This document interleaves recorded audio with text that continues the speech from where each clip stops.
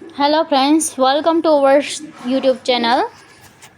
આજના વિડીયોમાં આપણે મેનેજમેન્ટ એકાઉન્ટના વિષય ચેપ્ટર રેશિયો એનાલિસિસ વિશે જાણીશું, જેને ગુજરાતીમાં ગુણોત્તર વિશ્લેષણનું ચેપ્ટર. તો ચાલો આપણે ચાલુ કરીએ ગુણોત્તર વિશ્લેષણ અને રેશિયો એનાલિસિસ. અત્યાર સુધી આપણે નાણાકીય હિસાબોમાં વ્યવહાર કેવી રીતે ચોપડે લખવા એ આપણે જાણ્યું, બરાબર.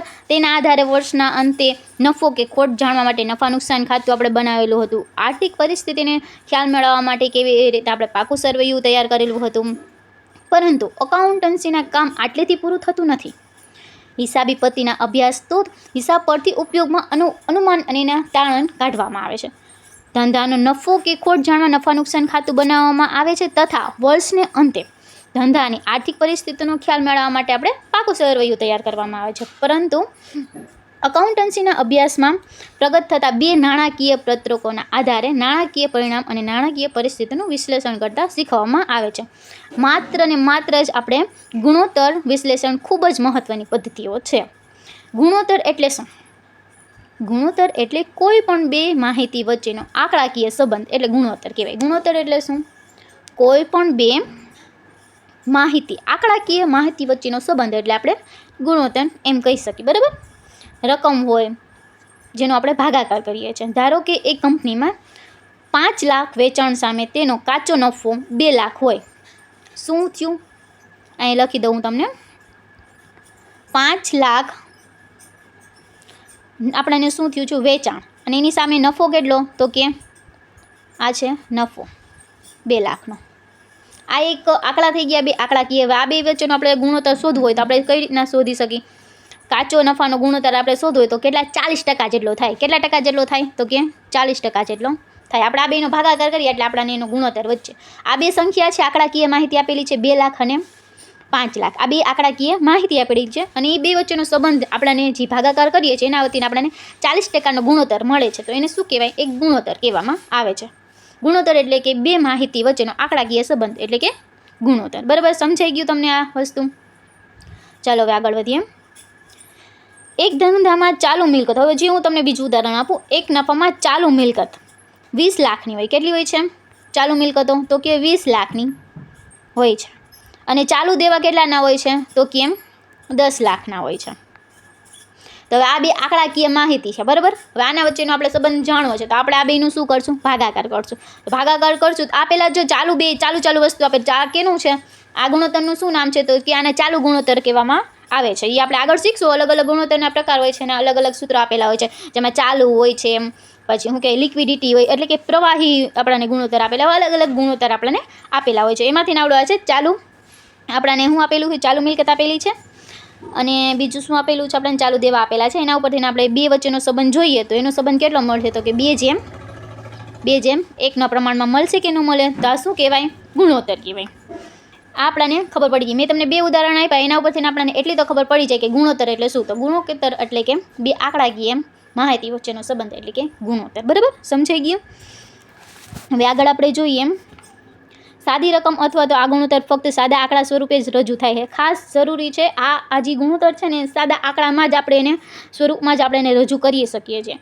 દાખલા તરીકે ચાલુ મિલકત 10 કરોડની અને ચાલુ દેવા આપણને 5 કરોડના હોય તો ચાલુ ગુણોત્તર કેટલાનો થાય? તો કે 2:1 એમ થાય. એટલે આ છે ને સાદા જે આપણે રાઉન્ડ ફિગર હોય ને એના આધારે જ આપણે કરીએ છીએ. સાદા આંકડા સ્વરૂપે જ આપણે એને રજૂ કરી શકીએ છીએ. બરાબર, સમજાણું? હું તમને પહેલાં પૂરી માહિતી ગુણોત્તર વિશેની આપી દઉં, પછી છે ને ગુણોત્તરના કેટલા સૂત્ર હોય એ આજના ચેપ્ટરમાં આપણે બધા સૂત્ર એકદમ પરફેક્ટ રીતના કરી લઈશું અને એનું ઇન્ટ્રોડક્શન બાકીનું આપણે આગળના ચેપ્ટરમાં કરીશું, બરાબર. તો પહેલાં આપણને સમજાઈ ગયું કે ગુણોત્તર આપણે કે ને એક સાદા આંકડામાં જ દર્શાવી શકીએ. હવે એને ટકાવારીમાં પણ આપણે દર્શાવી શકીએ છીએ, ટકાવારી સ્વરૂપે. આ ગુણોત્તર દર રૂપિયા, હું એક ઉદાહરણ આપીને 100 પૈકીના સંબંધ કેટલો છે તે દર્શાવવામાં. દાખલા તરીકે એક હું તમને ઉદાહરણ આપું તો ધંધાનું ચોખ્ખું વેચાણ 10 કરોડનું હોય અને કાચો નફો 2 કરોડનો હોય. એ લખી દો એટલે તમને સમજાય. 10 કરોડનું શું છે? કયો જઈ હમણાં બોલી હતી ચોખ્ખું વેચાણ. અને બીજું શું આપેલું છે? કાચો નફો કેટલો આપેલો છે? તો કે 2 કરોડનો આપેલો છે, બરાબર. હવે આના વચ્ચેનો આપણે શોધવું હોય, આપણે જો 100 પૈકી જ લેવાનો છે, 100ની અંદર આપણે એની ટકાવારી સ્વરૂપે આપવાનો છે. આમાં આપણે જેમ જે આપી દેતા આપણે પહેલાંના ચાલુ ગુણોત્તરમાં જોયું તો 2:1 પ્રમાણમાં સાદામાં આપી દીધું. આમાં આપણે શું કરવાનું? ટકાવારીમાં ગોતવાનું છે. તો કાચા નફાનો ગુણોત્તર કેટલો? પહેલાં તો આપણે એમ ગોતી લઈ ભાગાકાર કરીને, તો કેટલા થાય? 20% થાય કે ન થાય? 10 ગુણ્યા 100, આ શું થઈ જાય? ટકાવારી સ્વરૂપે આપણને મળી જશે. સમજાઈ ગયું? આપણે ગોઈતું કેમ 20% ટકાવારી સ્વરૂપે? તો કે આ રીતના કર્યું ને એટલે આપણને મળ્યું 20%. સમજાઈ ગયું? ઓલું આપણને શું મળ્યું હતું કે 2:1, એ સાદું આપણને મળ્યું. જો કે આ આપણે શું કર્યું 20%, તો એ શું મળ્યું આપણને? ટકાવારી સ્વરૂપે એનું મળી ગયું. તો આ થઈ ગયું શું થઈ ગયું? ગુણોત્તર વિશ્લેષણ. બરાબર. હવે આમ જ આપણે આગળ જોઈએ. હિસાબી ગુણોત્તર એટલે વિવિધ રીતે રજૂ થતા નાણાકીય પત્રકોમાંથી બે સંબંધિત માહિતી વચ્ચેનો આંકડાકીય સંબંધ. મેં તમને જેમ કીધું એ આંકડાકીય સંબંધ, પણ કેના વચ્ચેનો? જે નાણાકીય પત્રકો આપણે જે બનાવીએ છીએ ને, એ નાણાકીય પત્રકોમાંથી જે બે સંબંધિત જે માહિતી હોય ને એના વચ્ચેનો સંબંધ, એટલે શું કહેવાય છે એને? ગુણોત્તર કહેવાય છે. સંબંધ નાણાકીય જગતમાં ઘણું મહત્ત્વ ધરાવે છે. છેલ્લા 100 કે 1 વર્ષમાં ધંધાકીય જગતમાં રોકાણકારો, લેણદારો, બેન્કો, ધંધાના સંચાલકો વગેરે આવા હિસાબીય ગુણોત્તરનો ઉપયોગ કરીને કિંમતી માર્ગદર્શન મેળવી રહ્યા છીએ. બરાબર. કોઈ પણ રોકાણકાર પોતાના નાણાકીય કંપની શેર મૂડીને રોકતા પહેલાં, એટલે કે કંપની શેર ખરીદતા પહેલાં કે કંપની આર્થિક સ્થિતિ, તેની પ્રગતિ તેમજ તેના ભાવિ વિકાસની શક્યતાની તપાસ કરે છે. કેના આધારે? તો કે ગુણોત્તરના આધારે થાય છે એ બધી તપાસ. અથવા તો કંપની પાસે પ્રગટ થયેલી હિસાબી નજર સમક્ષ રહે છે, તેને આધારે પોતાના નિર્ણય કરે છે. કંપની જો નવી જ હોય તો જાહેર પ્રજાને કોઈ સભ્ય કે શેર ખરીદવા વિજ્ઞાપન પત્રનો વિગતવાર અભ્યાસ કરે છે. પરંતુ કંપની શેર ખરીદતા પહેલાં ભાવિ શેર હોલ્ડર અને તેનું નફા નુકસાન ખાતું પાકું સરવૈયું, તેના ડિરેક્ટરો, અહેવાલ, ઓડિટરો તેમજ અધ્યક્ષનું પ્રવચન તપાસે છે. કંપની નફા નુકસાન ખાતામાં તેની કંપનીના નજીકના ભૂતકાળની પ્રગતિનો ખ્યાલ આવે છે.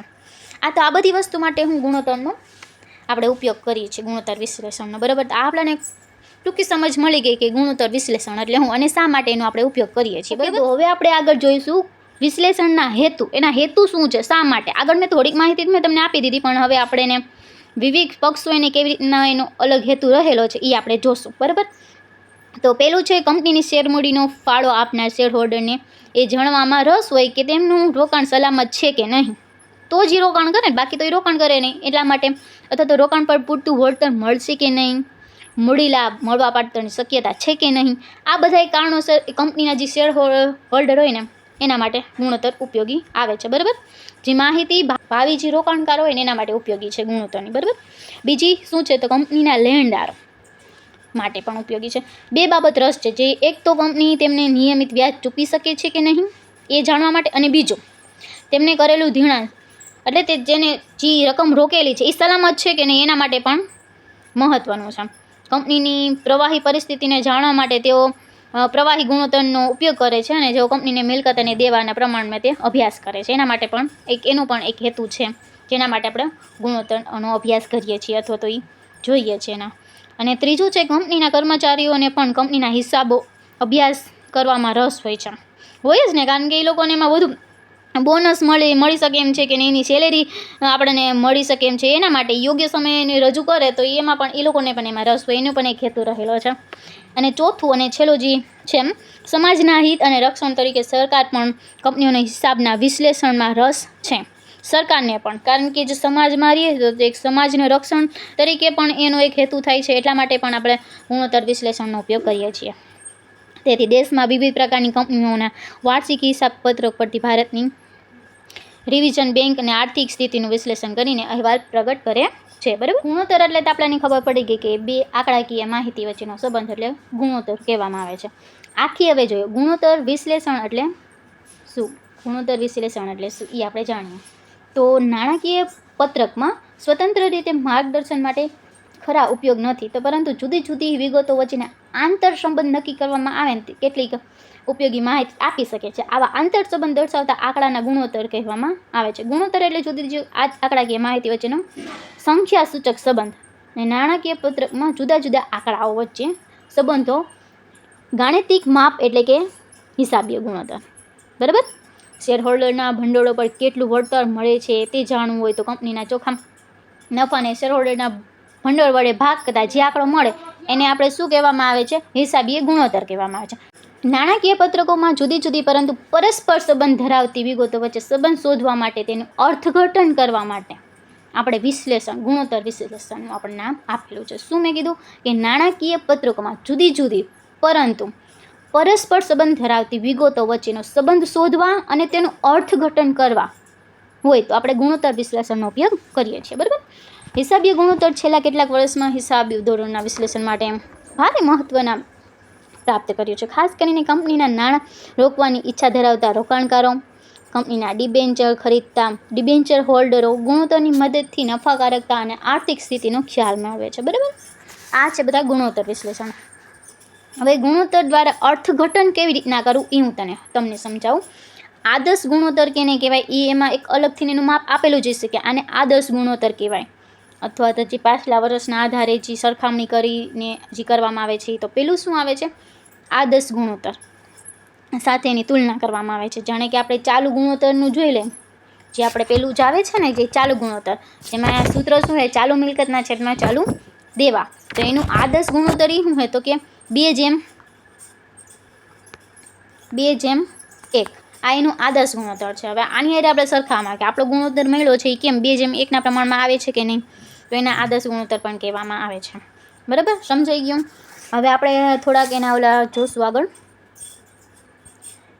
ગુણોત્તરનું વર્ગીકરણ. કઈ રીતના ગુણોત્તરનું વર્ગીકરણ કરવામાં આવે છે. ગુણોત્તરનું વર્ગીકરણ એ બે રીતે કરવામાં આવે છે.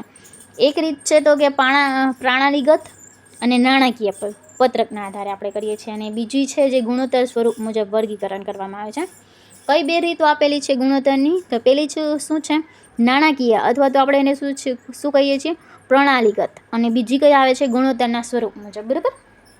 પ્રણાલીગત એટલે શું કે જે નાણાંના પત્રકમાંથી ગુણોત્તર માટે જરૂરી આંકડાઓ લેવામાં આવે છે ને એને અનુલક્ષીને જે કાઢવામાં આવે છે એને આપણે શું કહીએ છીએ ગુણોત્તર કહેવામાં આવે છે. એના આધારે 3 પ્રકાર પાડવામાં આવ્યા છે. એક તો નફાનું ગુણોત્તર, બીજો છે પાકા સરવૈયાનો ગુણોત્તર, અને ત્રીજો છે મિશ્ર ગુણોત્તર. બરાબર. આ 3 ગુણોત્તરના આધારે જેના બધા અલગ અલગ જે સૂત્ર છે એ ડિવાઈડ થયેલા છે. એમાંથી પહેલું આવે છે નફાનો ગુણોત્તર. તો નફાનો ગુણોત્તર કેને કહેવાય છે, તો નફાનો ગુણોત્તર એટલે નફા નુકસાન ખાતાની કોઈ પણ બે વિગતોની સરખામણી કરવામાં આવે એને શું કહેવાય નફા નુકસાનનો ગુણોત્તર. જો અહીંથી અહીંયા સુધીનું તમે ટીક કરી લ્યો છે શું કહેવામાં આવે છે કે નફા નુકસાન ખાતાની કોઈ પણ બે વિગતની સરખામણી કરવામાં આવે અને નફા નુકસાનનો ગુણોત્તર કહેવામાં આવે છે. દાખલા તરીકે ચોખ્ખા નફા અને વેચાણ વચ્ચેનો ગુણોત્તર, જેમાં ચોખ્ખા નફાના આંકડાને આપણે વેચાણ વડે ભાગવામાં આવે છે, તો એને શું કહેવામાં આવે છે તો કે એને કહેવામાં આવે છે નફા નુકસાનનો ગુણોત્તર. જે નફા નુકસાનમાં જે વિગતો આપેલી હોય ને એ કોઈ પણ બે વિગતો જે પરસ્પર સંબંધ ધરાવતી હોય, કોઈ પણ બે વિગત નહીં લેલા, જે પરસ્પર સંબંધ ધરાવતી હોય ને મેં તમને આગળ જ વ્યાખ્યામાં કહી દીધું હતું કે જે પરસ્પર સંબંધ ધરાવતી હોય ને, જે મેં કહેજો આમાં ચોખ્ખો નફો વેચાણ એ બે સંબંધ ધરાવે છે કે નથી ધરાવતી, ઓબ્વિયસલી તો ધરાવે જ છે. ચોખ્ખો નફો અને વેચાણ એ આપણને દેખીતી રીતે એના વચ્ચે સંબંધ રહેલો છે, એટલા માટે એ બે વિગતની સરખામણી કરવામાં આવે તો એને શું કહેવામાં આવે છે નફા નુકસાન ખાતાનો ગુણોત્તર કહેવામાં આવે છે. હવે એના પછી કયો ગુણોત્તર આવે છે તો કે પાકા સરવૈયાનો ગુણોત્તર, જેમાં ફક્ત પાકા સરવૈયાની બે વિગત વચ્ચેનો સંબંધ દર્શાવવામાં આવે છે. કાચા નફા નુકસાન ખાતામાં શું હતું, જે નફા નુકસાન ખાતાની વિગત હોય એના બે વચ્ચેનો સંબંધ દર્શાવવામાં આવે છે. પાકા સરવૈયા વચ્ચેની બે જે વિગત જે પરસ્પર સંબંધ દર્શાવતી એના વચ્ચેનો આપણે ગુણોત્તર જોઈ છે. દાખલા તરીકે નીચે કીધું છે ચાલુ મિલકતો અને ચાલુ દેવાઓ વચ્ચેનો ગુણોત્તર, એને ચાલુ ગુણોત્તર આપણે કહીએ છીએ.